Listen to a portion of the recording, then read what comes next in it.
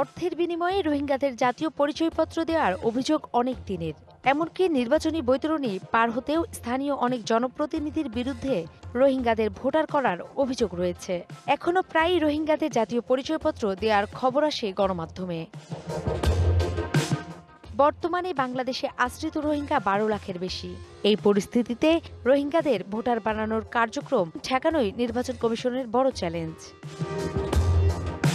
বিষয়টির স্থায়ী সমাধানে জাতিসংঘের শরণার্থী বিষয়ক হাইকমিশন UNHCR এর শরণাপন্ন হয়েছে নির্বাচন কমিশন। স্বরাষ্ট্র মন্ত্রণালয় এবং আমরা উভয়ই পররাষ্ট্র মন্ত্রণালয়ে অনুরোধ করি যে আপনারা UNHCR-কে একটু অনুরোধ করেন যাতে এই ডাটাবেসটা আমাদেরকে তারা ব্যবহার করার সুযোগ দেয়, যাতে করে রোহিঙ্গারা যেন আমাদের এখানে ঢুকে পড়তে না পারে, আমরা সেই প্রোটেকশনটা নিতে পারি, সেই ব্যবস্থা করতে পারি। রোহিঙ্গারা এদেশে পালিয়ে আসার সময় আঙ্গুলের ছাপসহ একটি ডাটাবেস তৈরি করেছিল UNHCR। এটাকেই কাজে লাগাতে চায় নির্বাচন কমিশন। রোহিঙ্গাদের যে একটা ডাটাবেস করা হয়েছে UNHCR এর পক্ষ থেকে, এই ডাটাবেসটা এই মুহূর্তে আমাদের কাছে নেই। না থাকার কারণে আমরা কোনো রোহিঙ্গা বায়োমেট্রিক দিয়ে ঢুকে পড়ছে কিনা এটা ওই সফটওয়্যার দিয়ে আমরা চেক করতে পারছি না। আগামী সোমবার UNHCR এর প্রতিনিধি দলের সাথে বৈঠকে বসতে পারে নির্বাচন কমিশনের জাতীয় পরিচয় নিবন্ধন অনুবিভাগ। আমরা তো প্রতিনিয়তই যেহেতু ল্যাঙ্গুয়েজ দিয়ে আমরা বুঝতে পারি না, কারণ কক্সবাজারে অনেক লোকের ল্যাঙ্গুয়েজ আর রোহিঙ্গাদের ল্যাঙ্গুয়েজ তো অলমোস্ট সেম। নূপুর মাহমুদ, DBC নিউজ, ঢাকা। যেমন তেল বলেন, এটা বলেন, সেটা বলেন, সবকিছুতে দেখবেন ভেজাল, না হয় একটু কম, না হয় একটু এর মধ্যে একটা 2 নম্বর একটা কিছু আছে। কোহিনুর হক বাজার করতে এসে এভাবেই ক্ষোভ জানালেন তিনি। শুধু ওজন কিংবা পরিমাপে কম দেয়া নয়, অসৎ ব্যবসায়ীর চক্করে প্রতিনিয়তই ঠকছেন তার মতো ক্রেতারা। কখনো দাম দিয়ে কিনছেন মানহীন পণ্য, কখনো বা নতুন মোড়কে মেয়াদ উত্তীর্ণ ভেজাল খাবার। তরমুজ তো কেজি হিসাবে বেচার কথা না, কারণ তরমুজ তো আনে পিস হিসাবে। সে পিস হিসাবে 150 টাকা আনলে সে এখানে 400 টাকা করে বেচে। বাচ্চাদের জন্য 2 বক্স চকলেট কিনে বাসায় নিয়ে আসি। রাত 12টার সময়টা যখন খুলি দেখি যে প্রচুর বিশ্রী গন্ধ, ফাঙ্গাস পড়ে গেছে। তো ওনাদের আমি জানানোর চেষ্টা করি, কিন্তু ওনারা তো কলটা রিসিভই করেন না। পরে আমি ভোক্তা অধিকারকে জানাই। ব্যবসায়ীদের এমন অপকর্মের অভিযোগ হরহামেশাই পায় জাতীয় ভোক্তা অধিকার সংরক্ষণ অধিদপ্তর। তবে ই-কমার্স, স্বাস্থ্যসেবা, বাড়ি ভাড়ার মতো খাতে প্রতারিত হলেও ভোক্তার নেই প্রতিকারের পথ। আমার ইভিলিতে আসলে অর্ডার করা ছিল 2021 সালে। আমার অলমোস্ট অনেকগুলো টাকা 4 বছর ধরে ওদের কাছে আছে। এটা যে আমি পাবো কি পাবো না, এটার এখন পর্যন্ত কোনো ঠিক ঠিকানা নাই এবং এটার ব্যাপারে কোনো আপডেটও নাই। সংস্থাটির তথ্য মতে গেল বছরের জুলাই থেকে চলতি বছরের ফেব্রুয়ারি পর্যন্ত অভিযোগ জমা পড়েছে 69,832টি। এর মধ্যে শুধু ই-কমার্স খাতেই অভিযোগ 2 লাখের কাছাকাছি, আর সাধারণ অভিযোগ প্রায় 22,500। এসব অভিযোগের মধ্যে নিষ্পত্তি হয়েছে 19,711টির, প্রক্রিয়াধীন আছে 2,814টি। জাতীয় ভোক্তা অধিকার সংরক্ষণ অধিদপ্তর বলছে, অভিযোগ পেলে আইনি ব্যবস্থা নেওয়া হয়। যদিও আমাদের দায়িত্ব হলো প্রশাসনিক, কিন্তু প্রক্রিয়াটা হলো অনেকটা বিচারিক। এটা আধা বিচারিক বলবো, কোয়াসি জুডিশিয়াল। সেখানে একজন ব্যক্তি অভিযোগ দিলেই সাথে সাথেই আপনার নিষ্পত্তি করা সম্ভব না। আমাদের এখতিয়ারের মধ্যে জরিমানার বাইরে যাওয়ার উপায় নেই। ভোক্তা অধিকার সংরক্ষণে আইনের বাস্তবায়ন একেবারে নেই বলেই মনে করে ক্যাব। ভোক্তা অধিদপ্তরে যে আজকে যে বাণিজ্য উপদেষ্টা, উনি একটা শিল্পগোষ্ঠী এবং যারা বাজারে সিন্ডিকেট করে এদের মধ্যে উনিও একজন। এই সরকারও এই যে ব্যবস্থা নেওয়ার কথা ছিল সেই ধরনের ব্যবস্থা নেয়নি। আইনের বাস্তবায়ন এই সরকারও করতেছে না। ক্ষেত্র বিশেষে এসব প্রতারণায় সরকার সহায়তা করছে বলেও দাবি করেন তিনি। Rifat Tasnuva, DBC news, Dhaka.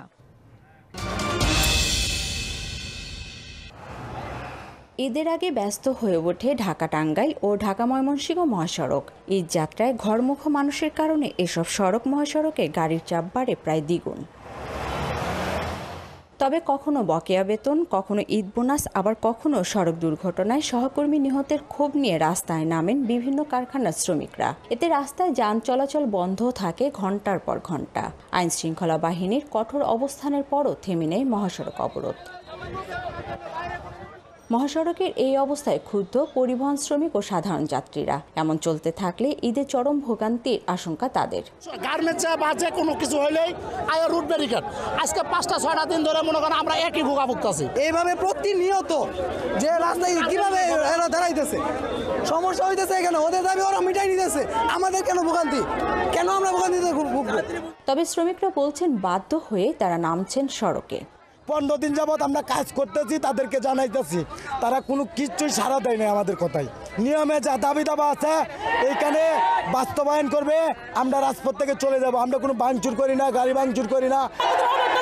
আমাদের হাজার নাচ দিতে হবে, আমাদের ঈদ নাচ দিতে হবে। তারা অনেকদিন ধরে চালানো হচ্ছে, তারা আমাদের কিছু বলে না। ঈদ যাত্রায় যেন ভোগান্তি না হয় সেজন্য মালিকপক্ষকে বেতন ও ঈদ বোনাস চলতি মাসের 20 তারিখের মধ্যে পরিশোধের নির্দেশনা দিয়েছে পুলিশ।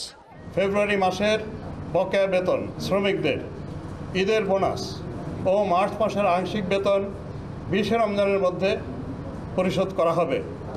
আপনাদের মাধ্যমে আমি সকল শ্রমিক ভাইদের এবং বোনদের প্রতি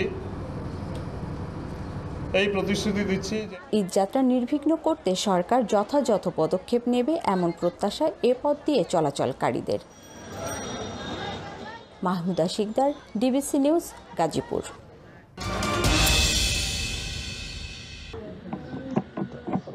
মৌলভীবাজার সদর উপজেলার খলিলপুর ইউনিয়নের খালেদ মিয়া একমাত্র ছেলে শাহানকে নিয়ে এখন তার 4 দেয়ালে বন্দি জীবন।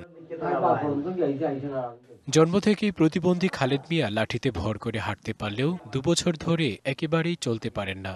একমাত্র ছেলে শাহানও হয়ে পড়েছে বাবার সঙ্গী। শাহান 9ম শ্রেণী পর্যন্ত বিদ্যালয়ে গেলেও এখন আর চলাচল করতে পারে না।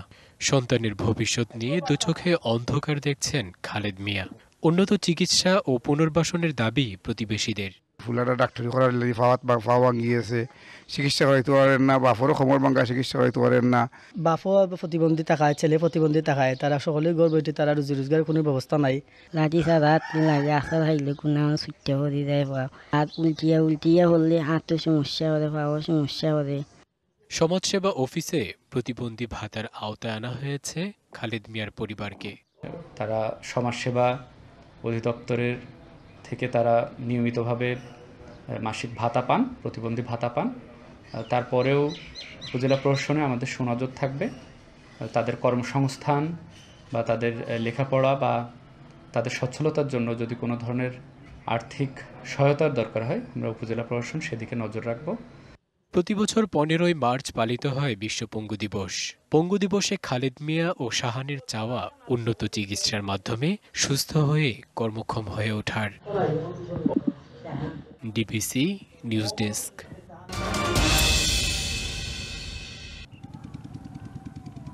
ব্রাহ্মণবাড়িয়া জেলার বিজয়নগর উপজেলার বুধন্তি ইউনিয়নের শশই গ্রামের পাশ দিয়ে বয়ে গেছে তিতাস নদী। এই নদীতে উপজেলা বিএনপির আহ্বায়ক কমিটির সদস্য আসাদুজ্জামান আসাদের নেতৃত্বে একটি চক্র রাতের আঁধারে বালু তুলছে। বালু তোলার ফলে নদীর 2 পাশে কোনো পার না থাকায় আগামী বর্ষায় কৃষি জমির ব্যাপক ক্ষতির আশঙ্কা করছেন কৃষক। দিনের বেলা বালু তোলার খবর পেলে কৃষক ও স্থানীয়রা দেশীয় অস্ত্র দেখিয়ে তাদের বাধা দেওয়ার চেষ্টা করছেন। তিতাস নদীতে বালু উত্তোলন বন্ধে মানববন্ধন ও বিক্ষোভ করেছেন ভুক্তভোগী কৃষক ও স্থানীয় বাসিন্দারা। তারা জানান, মাটি কেটে নিয়ে যাওয়ায় কৃষি জমির ব্যাপক ক্ষতি হচ্ছে। তিতাস নদীর বালু উত্তোলন বন্ধে জেলা প্রশাসকের কাছে লিখিত আবেদন করা হয়েছে। এদিকে বালু তোলার প্রতিবাদ জানালে মামলার ভয় দেখাচ্ছেন প্রভাবশালীরা। দুষ্ট লোকরা বালু নিতেছে, এদেরকে আমরা বাধা দিচ্ছি। এখন তো বর্তমানে বালু তুলে জমিনগুলো থাকবে না। আমরা দাবি দেয় কেন বালু উত্তোলন বন্ধ হোক, আমরা জমিন ঠিকঠাক হোক। এ নিয়ে জানতে চাইলে পানি উন্নয়ন বোর্ডের নির্বাহী প্রকৌশলী জানান, বিজয়নগরে তিতাস নদীতে খননের কোনো প্রকল্প নেই পাউবোর।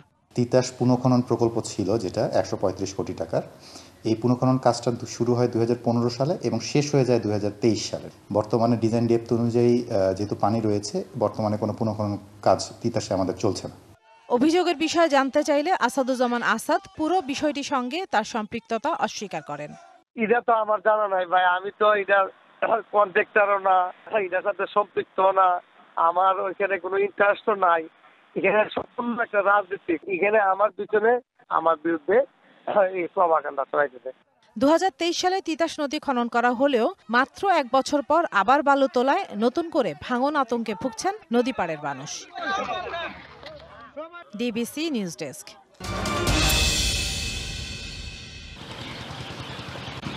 আবর্জনা ফেলার জন্য 40 বছর আগে দৌলতপুরে প্রায় 11 একর জায়গায় ময়লার ভাগাড় তৈরি করে তৎকালীন কুমিল্লা পৌরসভা। কুমিল্লা সিটি কর্পোরেশনে উন্নীত হলেও ভাগাড়ের উন্নয়ন হয়নি। বিগত সরকারের আমলে 2টি প্রকল্প নেওয়া হলেও তা দেখেনি আলোর মুখ। এদিকে ধারণ ক্ষমতা পার হওয়া এখন বর্জ্য ছড়িয়ে পড়ছে জগন্নাথপুর, দৌলতপুর, বাসগড্ডা সহ আশপাশের 7 গ্রামে। ময়লার দুর্গন্ধে নাবিশ্বাস মানুষের, দূষিত হচ্ছে জলাশয়ের পানি, আর প্লাস্টিক বর্জ্য পোড়ানোর ধোঁয়ায় ক্ষতিগ্রস্ত হচ্ছে জমির ফসল। রাত রইলে আর বেশি দুর্গন্ধ ছড়া, আমরা কি ধারণা বাড়ি দিয়ে কতক্ষণ রাখতে পারি। বাচ্চারাও যদি ভুল করে পানিগুলো ধরে, বাচ্চাদের গায়ে বিসি বা অ্যালার্জি এরকম চর্মরোগের মতো হয়ে যায়। ডাম্পিং এর কাজটা যদি করে তো সবচেয়ে এলাকা মানুষগুলোকে ভালো হবে। বর্জ্য পোড়ানোর ধোঁয়া আবর্জনার কারণে শ্বাসকষ্ট ও চর্মসহ নানা জটিল রোগ হতে পারে বলছেন স্বাস্থ্য বিশেষজ্ঞরা। বর্জ্যগুলো যে অবস্থার সৃষ্টি করে, এটা সামগ্রিকভাবে আমাদের পরিবেশটাকে ধ্বংস করে। আর ওই গ্রামের আশেপাশের গ্রামগুলোতে কোনো মানুষ সহজে যেতে চায় না। 2টি উন্নয়ন প্রকল্প সচলে ঊর্ধ্বতন কর্তৃপক্ষের সাথে আলোচনা হচ্ছে বলে জানিয়েছে সিটি কর্পোরেশন। ইউডিসিজিপিতে আমরা আরও 25 একর জায়গার জন্য অ্যাডমিনিস্ট্রেটিভ অ্যাপ্রুভাল পেয়েছি। এখন আপাতত 15 একর জায়গা অ্যাকোয়ারের কার্যক্রম চলমান আছে, যেটা জেলা প্রশাসক মহোদয়ের কার্যালয়ে প্রেরণ করা হয়েছে। দ্রুত এ সমস্যার সমাধান হবে এমন প্রত্যাশা স্থানীয়দের। DBC news desk.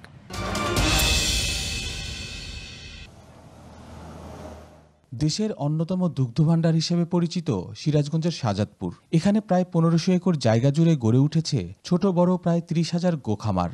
এসব খামারে প্রতিদিন প্রায় 5 লাখ লিটার দুধ উৎপন্ন হয়। খামারিরা সমিতিভুক্ত হওয়ায় এসব দুধ 40 থেকে 45 টাকা দরে বিক্রি করতে বাধ্য হতো মিল্কভিটা ও বেশ কয়েকটি বেসরকারি প্রতিষ্ঠানে। এতে সঠিক বাজার মূল্য না পাওয়ায় লোকসানে পড়ত খামারিরা।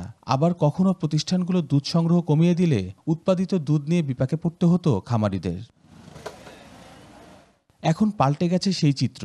খামারিদের লোকসানের হাত থেকে রক্ষায় স্থানীয় উদ্যোক্তারা গড়ে তুলেছেন প্রায় 1/2 দুগ্ধজাত পণ্য উৎপাদনকারী প্রতিষ্ঠান। প্রান্তিক খামারিরা স্থানীয় উদ্যোক্তাদের কাছে দুধ বিক্রি করছেন 60 থেকে 65 টাকা লিটারে। ভালো দাম পাওয়ায় লাভবান হচ্ছেন খামারিরাও। সঠিক ন্যায্য মূল্য না পাওয়ার কারণে এখন এই ধরনের ব্যবসার সাথে আমরা জড়িত হয়ে এদেরকে দুধ দেই। দুধ দিয়ে আমরা অনেক লাভবান হই। বাকি দুধটা আমরা নিজেরা অনেক বেশি দামে কিনে নেই, আর যখনই খামারের দুধ আমরা নিজেরা কাজ করি তখন আমাদের দামটা আমরা বেশি পাই। বিভিন্ন প্রক্রিয়াজাত করে ক্রিম সেপারেশন করে আমরা ঘি তৈরি করি, মাঠা তৈরি করি, লাবাং তৈরি করি, মিষ্টি দই তৈরি করে আমরা দেশে বিদেশে আমরা এটা বিক্রি করি এবং বিক্রি করে আমরা যথেষ্ট লাভবান হচ্ছি। এই খাতকে এগিয়ে নিতে সরকারিভাবে উদ্যোক্তাদের আর্থিক সহায়তা দেয়া হচ্ছে বলে জানান উপজেলা প্রাণী সম্পদ কর্মকর্তা। প্রাণী সম্পদ দপ্তর থেকে আমরা এলডিডিপি প্রকল্প থেকে ম্যাচিং গ্র্যান্টের আওতায় এই ছোটো ছোটো উদ্যোক্তাদেরকে আমরা ম্যাচিং গ্র্যান্ট দিয়েছি। এটা দিয়েছি যেন তারা ব্যবসাটিকে আরও সম্প্রসারিত করতে পারে। শাহজাদপুরে প্রতিদিন প্রায় 5 লাখ লিটার দুধ উৎপাদন হয়, যার বাজার মূল্য 5 কোটি টাকা। খালিদ হৃদয়, ডিবিসি নিউজ, সিরাজগঞ্জ।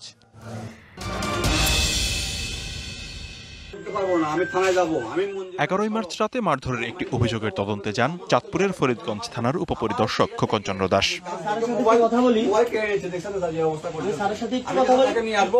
এ সময় উপজেলার রূপসা দক্ষিণ ইউনিয়ন ছাত্রদলের সদ্য বহিষ্কৃত সভাপতি শাওন কাবির রিজাকে থানায় যেতে বলেন তদন্তকারী কর্মকর্তা।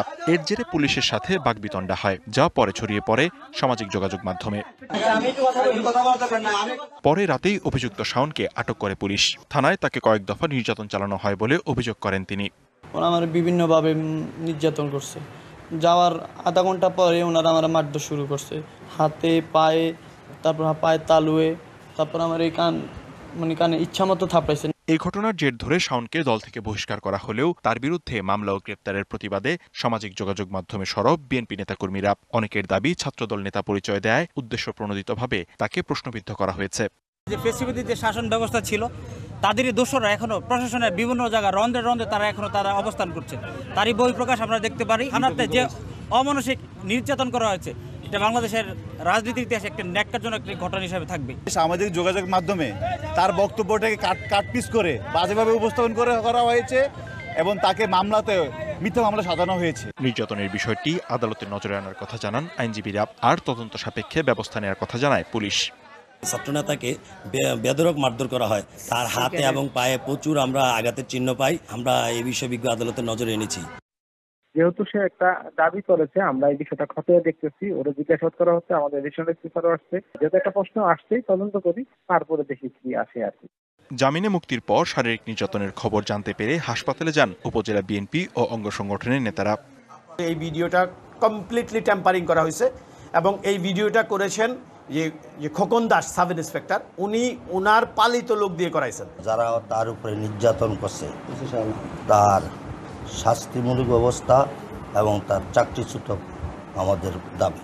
বৈষম্য বিরোধী আন্দোলনে সক্রিয় থাকা এই ছাত্রদল নেতাকে শপথে বহাল করতে নেতাকর্মী ও বিভিন্ন মহল থেকে দাবি উঠেছে। DBC news desk.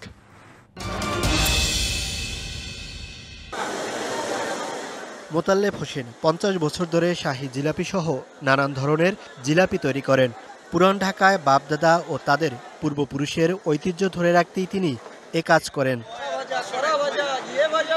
প্রতি বছর রমজান মাসে ইফতারিতে মোতাল্লেব হোসেনের জনপ্রিয় এ জিলাপি কিনতে অনেকেই আসেন দূর দূরান্ত থেকে। প্রতি রমজানে 50 বছর ধরে বেশি ভালো লাগে। চকবাজারের ইফতারি কিনতে এসেছেন শিশু কিশোর সব বয়সীরা। পুরান ঢাকার ঐতিহ্যবাহী ইফতারি জনপ্রিয় রাজধানীর বাইরে বিভিন্ন এলাকার মানুষের কাছেও। এখানে জিলাপি কিনতে এসেছি আমি, এখন এখানে অনেক কিছু ভালো লাগছে, কিনবো অনেক কিছুই। বাচ্চাকে নিয়ে এসেছি, ভালো লাগতেছে, আমরা দেখতেছি অনেক কিছু উঠছে। আমি জিঞ্জিরা থেকে আসছি এই চকবাজারের নাম করা ইফতার নিতে। আমরা খুলনা থেকে এসেছি, চকবাজারের ইফতার ঐতিহ্যবাহী ইফতারের কথা শুনছি দীর্ঘদিন থেকে, কিন্তু কখনো আসা হয় নাই।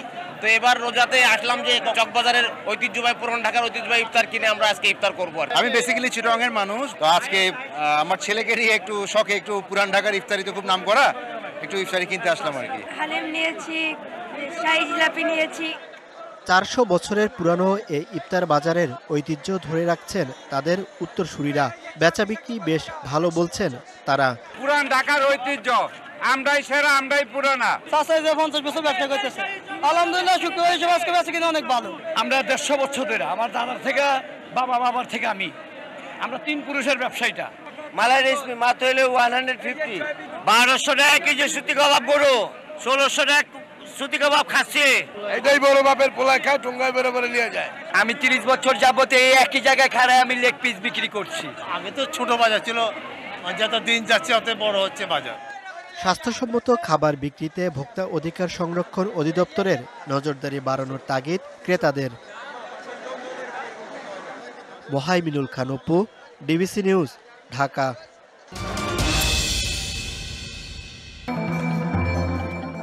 আসন্ন ঈদে কদর বাড়ছে ব্রাইডাল ও এক্সক্লুসিভ ব্র্যান্ডেড পোশাকের। দেশি বিদেশি বিভিন্ন ডিজাইনার ড্রেসের আসর সাজিয়ে বসেছে রাজধানীর স্বনামধন্য ফ্যাশন হাউসগুলো। ক্রেতাদের চাহিদার কথা মাথায় রেখে শাড়ি, 3 পিস, গাউন, লেহেঙ্গা রয়েছে তালিকায়। এবং ডিজাইনার পিস অনেক শাড়ি আসছে, ট্রেডিশনাল শাড়ি, কাঞ্চিপুরম, পিতাম্বারি, গাদোয়াল, 5000, 4000 থেকে শুরু করে আপনার 60, 70, 80, 1 লাখ, 2 লাখ। কোনো কাস্টমার আমাদের কাছ থেকে একবার যে প্রোডাক্টটা নিবে, যেটা ইউজ করবে, সেটা সেকেন্ড টাইম অন্য কেউ ইউজ করবে না, এটা আমাদের প্রধান বিশেষত্ব। দেশীয় পণ্যের পাশাপাশি এসব নামি দামি ব্র্যান্ডেড কাপড়ে আস্থা ক্রেতাদের। একটা নিয়েছি, এটা কালারফুল লাইট কালারের। সো ঈদের এক্সক্লুসিভ কালেকশনগুলো, দ্য নিউয়েস্ট ওয়ানস, আমার খুব ভালো লেগেছে। নিজের পছন্দসই পোশাক বাছাইয়ে ব্যস্ত ক্রেতারা। সাধারণ শপিং মলগুলোর বাইরেও আভিজাত্যের প্রতীক হয়ে দাঁড়িয়ে আছে কিছু ফ্যাশন হাউস। মধ্যবিত্তের সক্ষমতার বাইরে এই ব্র্যান্ডগুলোর মূল ক্রেতা বিত্তবানরা। সারা বছর ভিড় তেমন না থাকলেও ঈদকে কেন্দ্র করে ফ্যাশন হাউসগুলো সাজে নতুন সাজে, মেতে ওঠে ক্রেতা সমাগমে। Manjuma Afroz Nilima, DBC news, Dhaka.